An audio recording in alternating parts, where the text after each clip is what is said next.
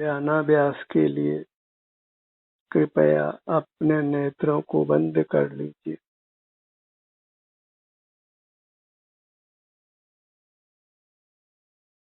जानन क्रिया को विराम दीजिए।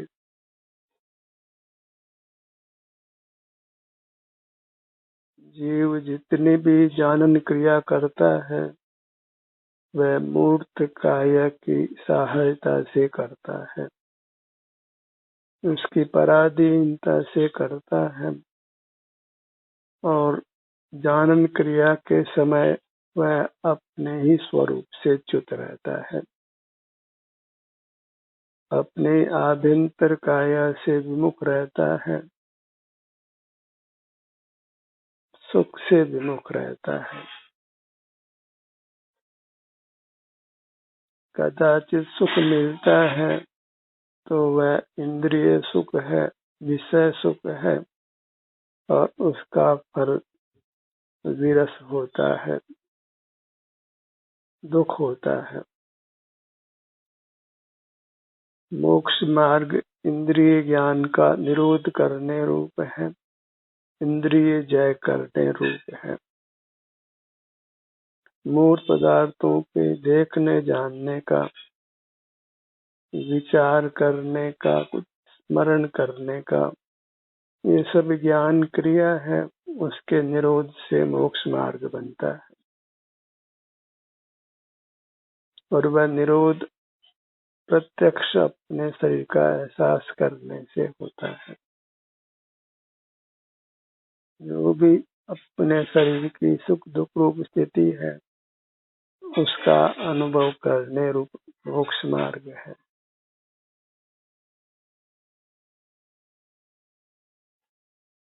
क्योंकि हम अपने शारीरिक सुख दुख का अनुभव स्वाधीनता से करते हैं, बिना पर की सहाय के करते हैं,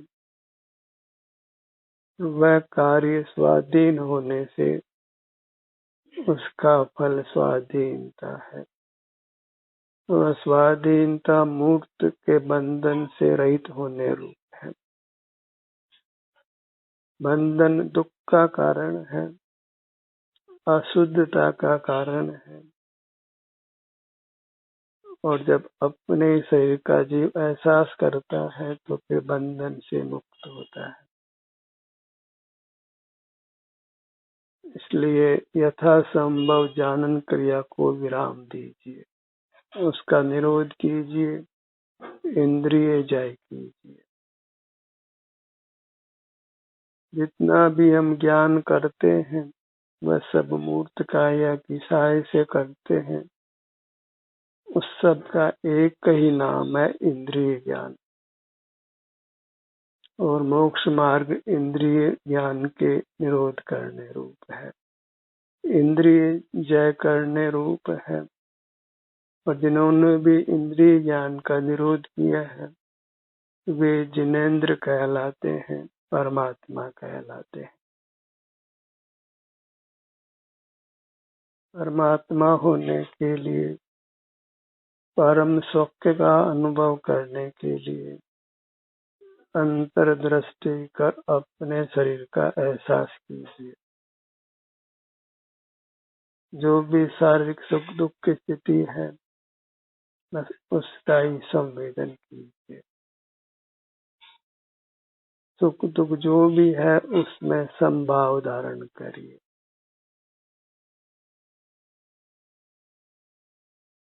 उसके बारे में अच्छा बुरा ऐसा विकल्प मत करिए, क्योंकि वह आपकी स्वयं की स्थिति है और हमें स्वयं को स्वीकार करना है। अस्वीकार करना है तो पर पदार्थों को, मूर्त के स्पर्श रस गंध वर्ण और आवाज को, शब्द को, बस इसी को अस्वीकार करना है। और जो हम मन के माध्यम से विचार करते हैं, मस्तिष्क से स्मरण करते हैं, वह सब इंद्रिय ज्ञान है। उसको अस्वीकार करना है, उसका निरोध करना है। इंद्रिय ज्ञान की अस्वीकृति और अपने शारीरिक सुख दुख की स्वीकृति। इस प्रकार अस्ति नास्ति रूप मोक्ष मार्ग है। अपना अनुभव करना है और कुछ जानना नहीं है। कोई इंद्रिय का, मन का, बुद्धि का व्यवसाय नहीं करना है, क्योंकि उस व्यवसाय में हम अपने ही सुख से विमुख रहते हैं, अपने से ही विमुख रहते हैं। इस प्रकार ये मोक्ष मार्ग अत्यंत संक्षिप्त है। इसका विस्तार नहीं है,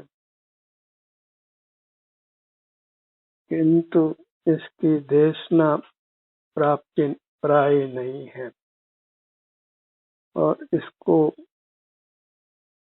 कोई धर्म रूप से स्वीकार भी नहीं करता है।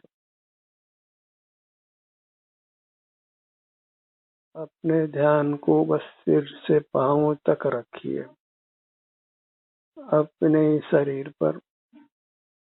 जो शरीर लक्ष्य में आता है, सुख दुख के रूप से, आराम वेदना के रूप से, वह हमारा स्वरूप है, वह हमारा विस्तार है, हमारा क्षेत्र है, वह हम स्वयं हैं।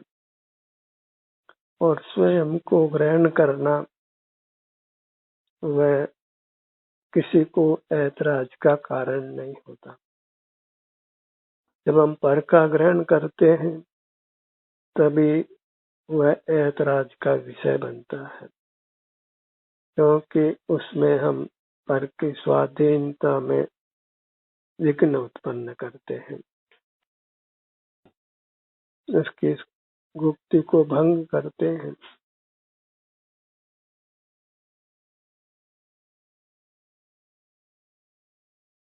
जब हमें अपने से सुख मिलता है तो फिर बाह्य पदार्थों के जानने का कोई फल नहीं है, उसकी कोई आवश्यकता नहीं है। जब अपने सन्मुख होने से ही हम निर्विकल्प रहकर सुख को भोगते हैं तो फिर ज्ञान के विकल्प नहीं करना है। आज तक हमने ज्ञान से विकल्प ही किए हैं और वे सब विकल्प आकुलता रूप ही होते हैं, क्योंकि हम उस समय निराकुल सुख से, अपने सुख से विमुख रहते हैं। जीव सुख स्वभावी है और सुख में कोई विकल्प नहीं है, कोई विचार नहीं है, मात्र भोग है, निर्दोष आनंद का भोग है।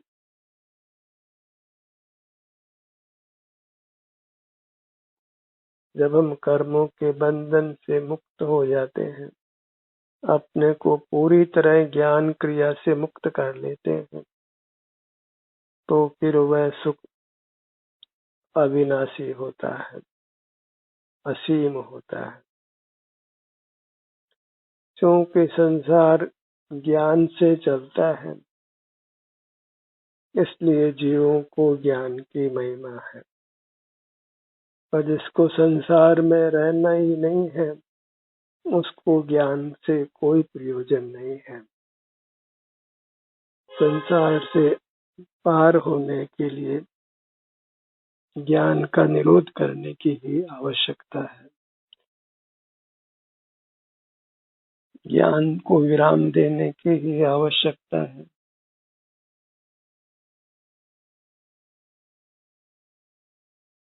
जितना भी ज्ञान है वह संसार रूप है, उससे जीव नाना योनियों में जन्म लेता है और मरता है।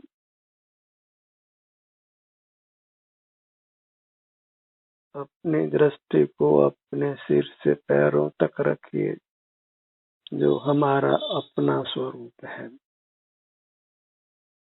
और उसकी प्रतीति यहाँ आराम या वेदना होने से ही होती है। और जब हम अपनी ही प्रतीति करते हैं, यह मैं हूँ, ऐसा निर्धार कर जब हम अपने सन्मुख ठहरते हैं तो फिर किंचित भी विकल्प नहीं होता, किंचित भी राग द्वेष या पाप का परिणाम नहीं होता। न कोई कषाय होती है न नो कषाय होती है। क्रोध, मान, माया, लोभ, हास्य, रति, अरति, शोक, भय, जुगुप्सा और वेद, ये सब कषाय अनुभव में सही का एहसास करते समय नहीं है। लोक में तो बात बात पर भय व्याप्त होता है, क्योंकि जीव बहिर्मुख रहता है और भय है वह कषाय है और वह जीव के सुख का घात करती है। भय से तो लोग मर भी जाते हैं और यह मोही जगत परस्पर एक दूसरे को भय ही उत्पन्न करता है और उससे सारे संसार में कष्ट उत्पन्न होता है।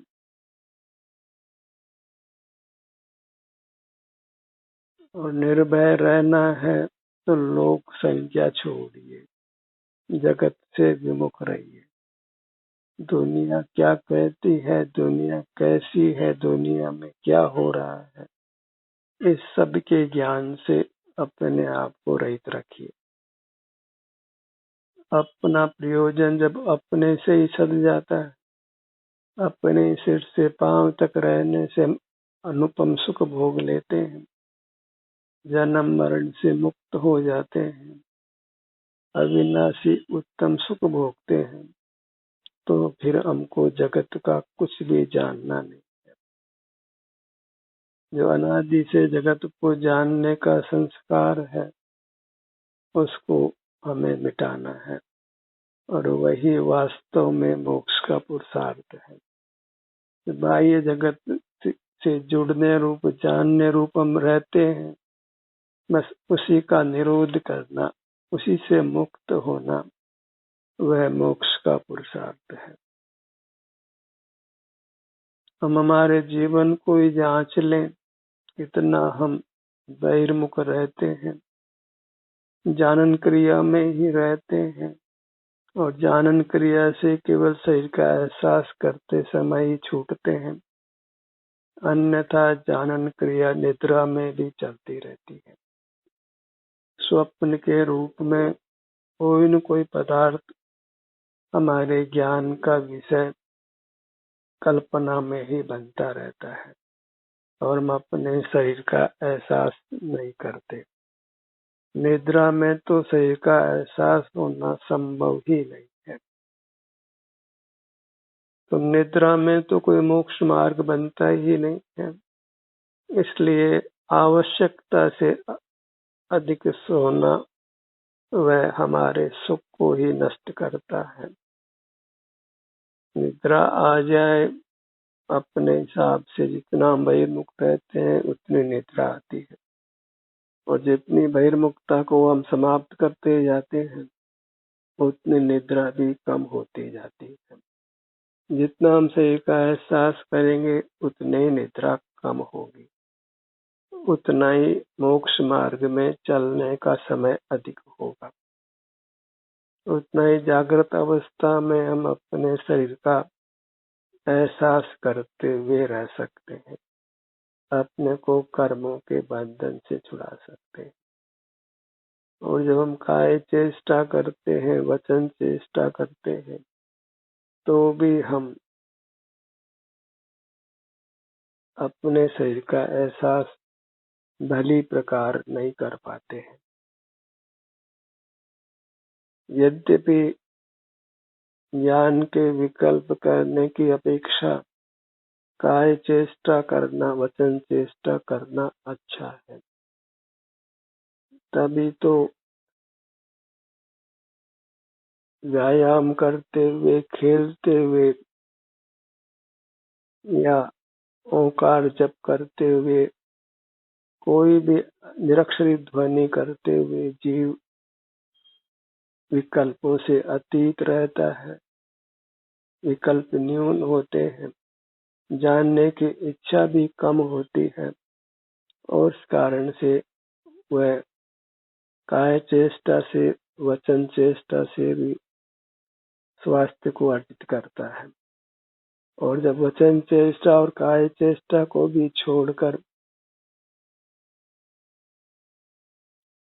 अपने सन्मुख रहता है, निष्कंप रहता है, अपने सही की स्थिति का एहसास करते हुए रहता है, तो फिर अल्पकाल में ही वह परमात्मा हो जाता है, अविनाशी उत्तम सुख को पा लेता है।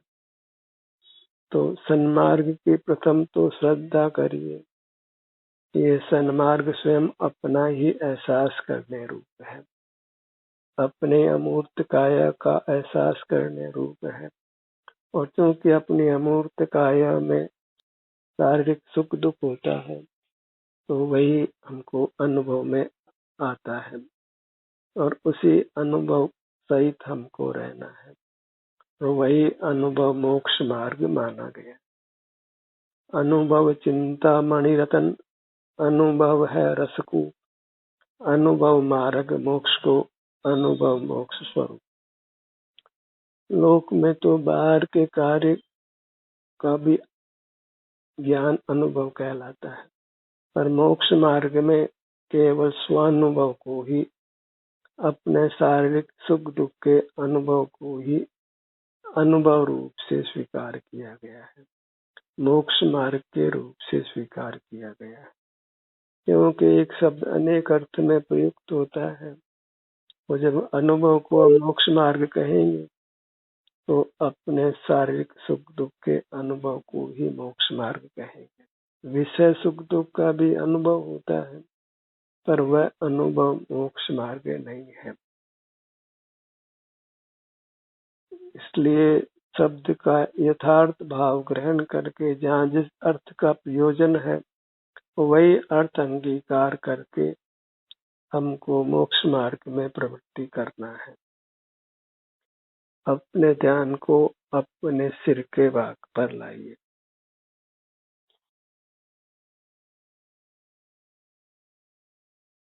अपने पैरों पर लाइए, पगतलियों पर लाइए। इतना ही हमारा विस्तार है, मूर्त काया का भी इतना विस्तार है, और हमारा अर्थात हमारी अमूर्त काया का भी इतना ही विस्तार है। तो अपने विस्तार को अच्छी तरह पहचान लीजिए, जितने विस्तार से हमको युक्त रहना है, और यही शारीरिक सुख दुख का परिणाम उत्पन्न होता है, और यही आने से उसका अनुभव रूप मोक्ष मार्ग होता है। तो हमारा प्रयोजन बस अपने सिर से पैरों तक आना है। इसलिए प्रथम ही हम अपने ध्यान को अपने सिर से पैरों तक लाना है। सिर से पैर तक यही हमारी सीमा है, यही हमारी मर्यादा है जहाँ हमको रहना है, और इस मर्यादा का उल्लंघन नहीं करना है। मोक्ष मार्ग का तो यही एक व्रत है, नियम है। इसीलिए इसको नियम से नियम कहा कि कोई यथार्थ नियम है मोक्ष मार्ग में, तो वह अपनी मर्यादा में, अपनी सीमा में, अपने क्षेत्र में, अपने विस्तार में रहने रूप है, अपने में उपस्थित रहने रूप है। और जब भी कोई दीक्षा ग्रहण करता है आचार्य से, तो आचार्य उसको एक ही प्रतिज्ञा दिलाते हैं कि तुम अपने में उपस्थित रहोगे, और वह शिष्य भी यही प्रतिज्ञा करता है कि मैं अपने में उपस्थित रहूंगा, स्वयं में स्थित रहकर स्वस्थ रहूंगा, सुखी रहूंगा। क्योंकि सुखी होने का एक ही उपाय है, स्वस्थ रहना। जो अस्वस्थ है वह दुखी है, और जो स्वस्थ है वह सुखी है। और ये अपने में स्थित रहना, यह स्वस्थ रहने का स्वाधीन उपाय है। और इसमें किंचित भी कोई जोखिम नहीं है, कोई खर्च भी नहीं है और कहीं जाना भी नहीं है और किसी की सहाय भी नहीं है।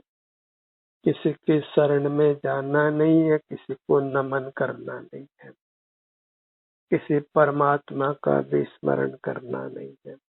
तो कोई परमात्मा है तो वह भी पर होगा और उसमें पराधीनता ही होगी। और अपना परमात्मा आप ही है, ऐसा निर्धार होने पर हम परमात्मा की शरण में रहेंगे और वह शरण अपने ही शरण होगी। परमात्मा की शरण व परद्रव्य की शरण कदापि नहीं है। मैं परमात्मा की शरण ग्रहण करता हूँ अर्थात अपनी ही शरण ग्रहण करता हूँ। आत्मा ही उत्कृष्ट होने से उसका पूरा नाम परमात्मा है। हर जीव अंतरंग में परमात्मा ही है और उसमें अनादि से इंद्रिय ज्ञान का दोष है, जानन क्रिया का दोष है। उस जानन क्रिया को मिटाकर ही वह प्रकट परमात्मा होता है। वो जितने भी जानन क्रिया है उसका दूसरा नाम इंद्रिय ज्ञान है और इंद्रिय जय करके, इंद्रिय ज्ञान का निरोध करके ही जीव उत्तम सुख को प्राप्त करता है, निर्मोह होता है, निष्कषाय होता है, निर्विकल्प होता है और अपूर्व अनुपम अविनाशी सुख पाता है। अपने ध्यान को अपने मध्य भाग पर लाइए। अपना नाभि का स्थान वह हमारा मध्य स्थान है।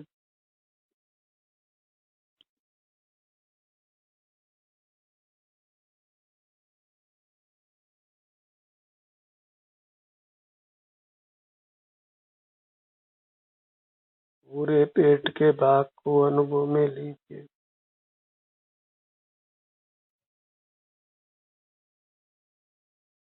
श्वसन क्रिया के लिए पेट में जो उत्थान पतन होता है उसको महसूस कीजिए। हमें उत्थान पतन करना नहीं है, जो हो रहा है उसको मात्र अनुभव में लेना और इसी का नाम साक्षी भाव है। अपने सन्मुख रहकर अपने में जो भी परिणाम होता है, हलन चलन रूप या सुख दुख रूप, उसको मात्र अनुभव में ले लेना, अन्य कुछ चेष्टा नहीं करना, अन्य कुछ विकल्प नहीं करना, इसी का नाम साक्षी भाव है। अपना जगत अपने सिर से पांव तक है, इसी के साक्षी रहना, अपनी सीमा को उल्लंघना नहीं। परमात्मा जगत साक्षी होते हैं और वह जगत का अर्थ उनकी काया ही है, उनकी अमूर्त काया ही है जो सिर से पांव तक है। उनके आकार प्रमाण ही उनका जगत है जिसके वे साक्षी हैं अर्थात उसके सुख के भोक्ता हैं। उनको कोई विकल्प नहीं है। आनंद के भोग में कोई विकल्प होता भी नहीं है। लोक में भी कोई व्यक्ति भोजन करता हो तो उस समय वह कुछ भी विकल्प करना नहीं चाहता है। उस सुख को एकाग्रता से भोग लेना चाहता है, पर उसका अंत तो विरस है, क्योंकि वह सुख पराधीन है, वैषयिक है, मलिन है। निर्दोष सुख तो अपने सन्मुख होकर अपने ही वर्तमान अवस्था का भोग करने रूप है, अपना ही सेवन करने रूप है। अपने ध्यान को अपने दोनों नेत्रों पर लाइए। नेत्रों का विषय सबसे अधिक है, इसलिए ध्यानाभ्यास में नेत्रों को बंद रखने के लिए कहा जाता है। सबसे छोटी इंद्रिय नेत्र है पांचों इंद्रियों में, पर इसका विषय सर्वाधिक है और इसी के कारण जीव अधिक कर्मों का आश्रय करता है।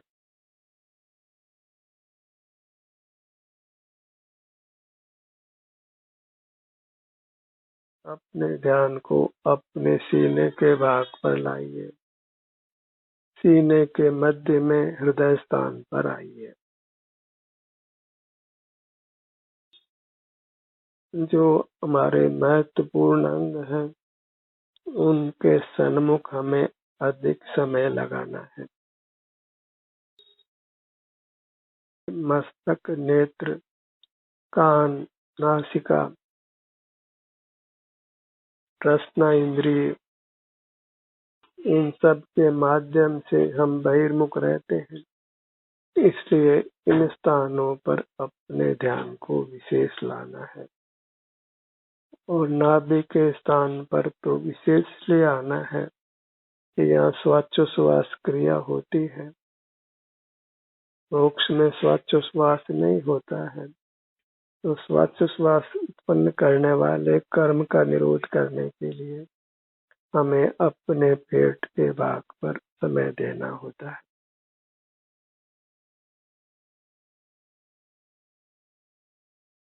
अपने पीठ के भाग पर आइए।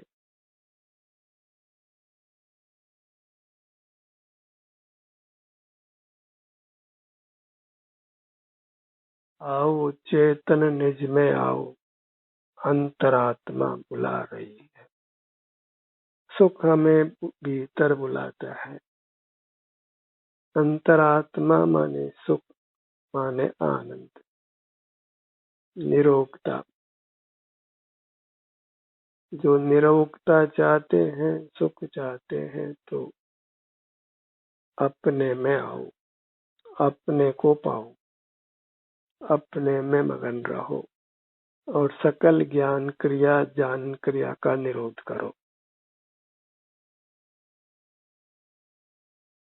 विभिन्न धर्मावलंबी क्या कहते हैं, उसमें अधिक समय लगाना अच्छा नहीं है, क्योंकि प्राय उससे धर्मांधता पैदा होती है।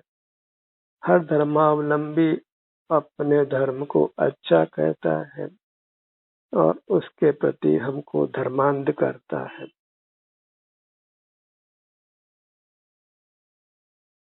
और उस धर्मांधता में हम अपने विवेक को ही खो देते हैं। यहाँ भी हम श्रद्धा आरोपित करते हैं, फिर वहाँ परीक्षा समाप्त हो जाती है,